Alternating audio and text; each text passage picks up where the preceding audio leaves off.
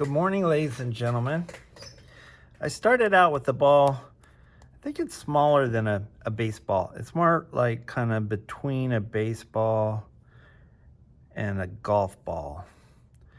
And if you wanted to go even a little smaller than this, if you're struggling with the larger size, that would be okay. It's frustrating for me. I'm not able to pick up your pieces and talk to you about like wall thickness and exactly how to handle if the rim starts cracking. So if you need to use a bit less clay to be successful with this, that's okay. All right. So I'm going to press in with my thumb. You can kind of see, I went about halfway in, and now I'm feeling with my middle finger to feel how far I went down. And now I'm going around and I'm compressing the wall. I'm going to keep going. And now I'm using both hands. And I'm getting a little bit of cracking, not a whole lot like I've seen some of you show. So when it starts to crack, I just slow down and come, and I'm supporting the wall with this thumb while I'm smoothing out with my finger. And I can kind of go back and forth, compress some, get some cracks, smooth them out. Okay.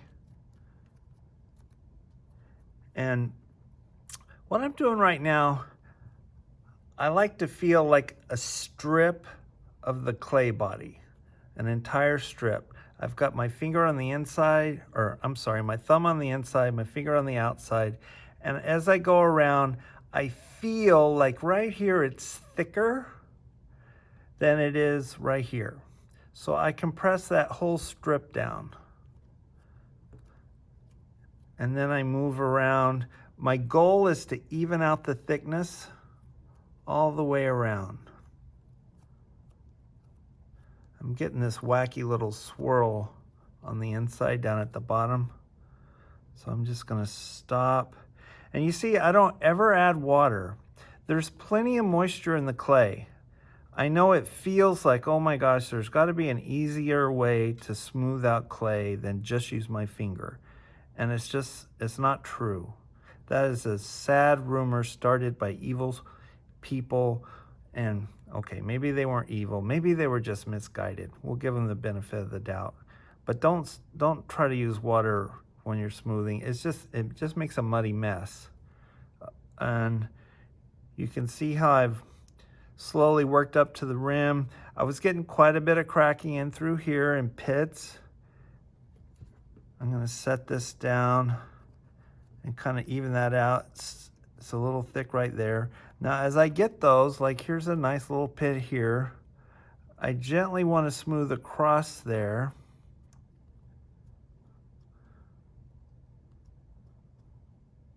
And try not to get too thin. When it starts it's getting too thin right there.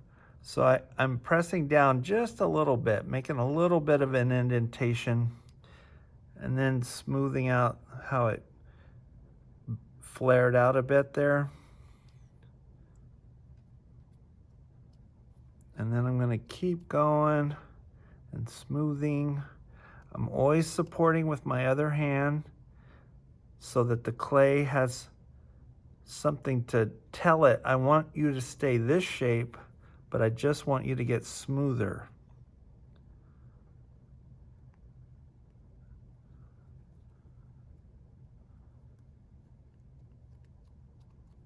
Okay.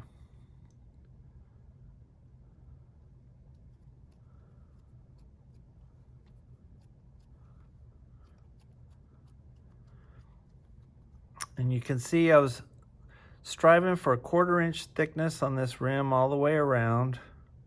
Same way with the entire body. It's kind of like a big seashell now, this shape, which is just fine for this assignment we're going to do. Now, so far, I've been focusing mainly on smoothing the inside and the rim And I know I'm also going to have to put some effort into the outside. And so when I flip it over, I can see there are some areas that need to smooth out. And the time it takes to smooth all of this and the amount of handling with my hands pulls moisture out of the piece. And in the beginning, it's very malleable. It can change shape really easily, maybe even when I don't want it to change shape. So I have to be gentle with it. If I am too rough, put too much pressure, it could break apart. And as I keep working and smoothing and more moisture keeps leaving the piece, it starts to firm up a little bit. And that's, I want it to firm up a little bit before I start trying to attach things to it. Okay. So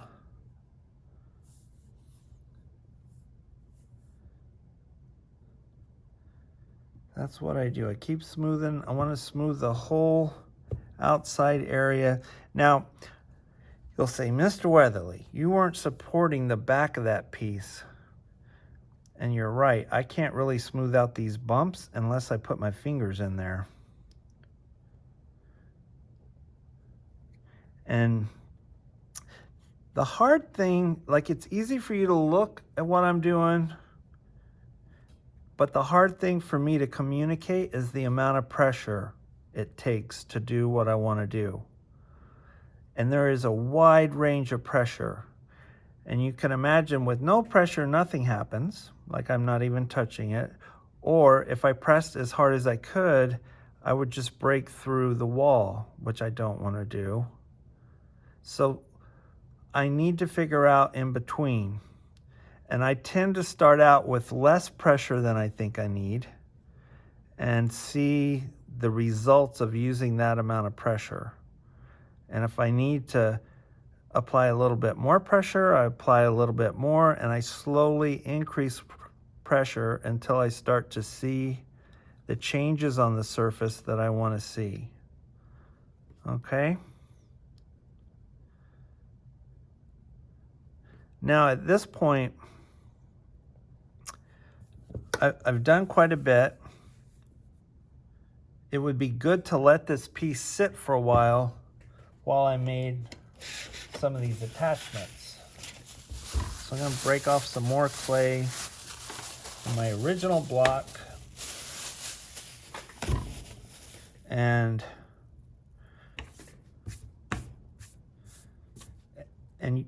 whatever you choose, whatever shape you choose to attach to this, it's just the idea of picking one, maybe two, at tops 3 different shapes. I usually just use one shape. A simple shape is to just roll out a little coil.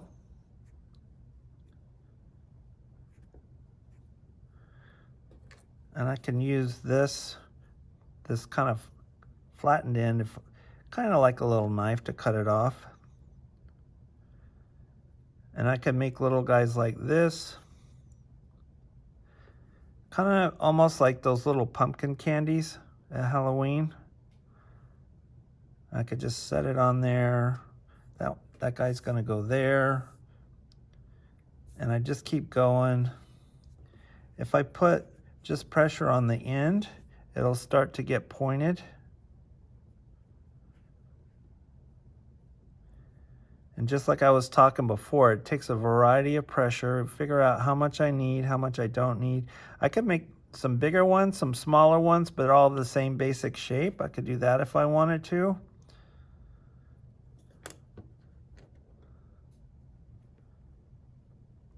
And just keep going, keep making these shapes. I generally, when I'm doing this, I like to make like maybe 10 or 15 of these little guys. And before I ever start attaching them and kind of think about where they're gonna go. But just for the demo today, I'm gonna speed things up. I'm just gonna do 3 right now. And I will show you quickly. I use my little pointer. I'm not using hardly any effort at all here, any pressure really. This, oopsie, that guy was already kind of stuck on there. Look at that. I'll just fix it like that. What I'm doing is, that little guy was about right there. I'm marking where these guys are gonna go. Okay? Because my next step is to use water and this little pointer to score the surface of the piece and to make some slip. Remember we talked about slip?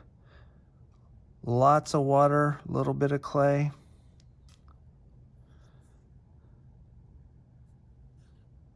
Okay. So I'm gonna start with this guy. I'm also gonna, use my toothbrush. I'll show you what I'm gonna do here. So to score a surface, I'm not using a lot of pressure. I just want to make marks into the surface like that. Then I'm gonna take my toothbrush and I'm gonna dip it about that far down into the water. I don't want the whole thing full of water, just that front little corner.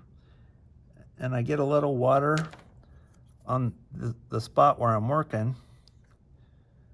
And then I kind of just bounce the point of that pointer in there, and you can see it gets nice and muddy.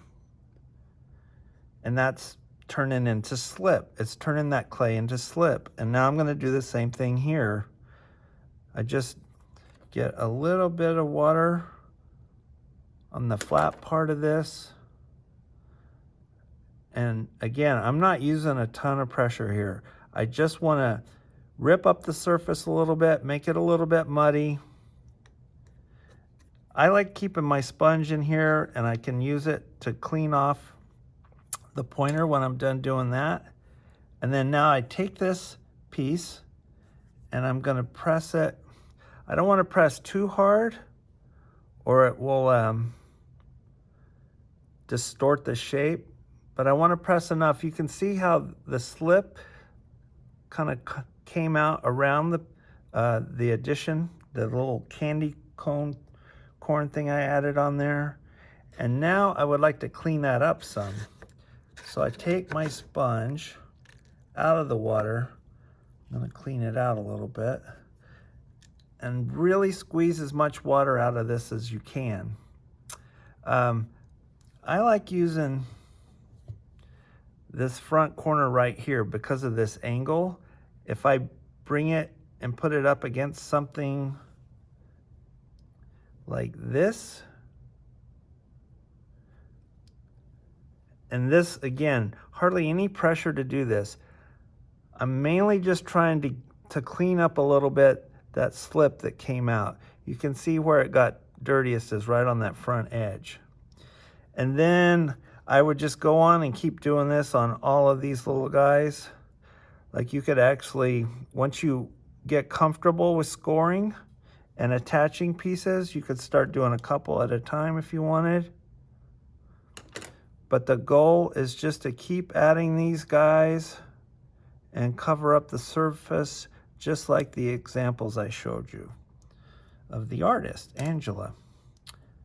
And last year, when we did this, she has an Instagram, and I contacted her and said, hey, check out what my students did. We looked at your work. And yeah.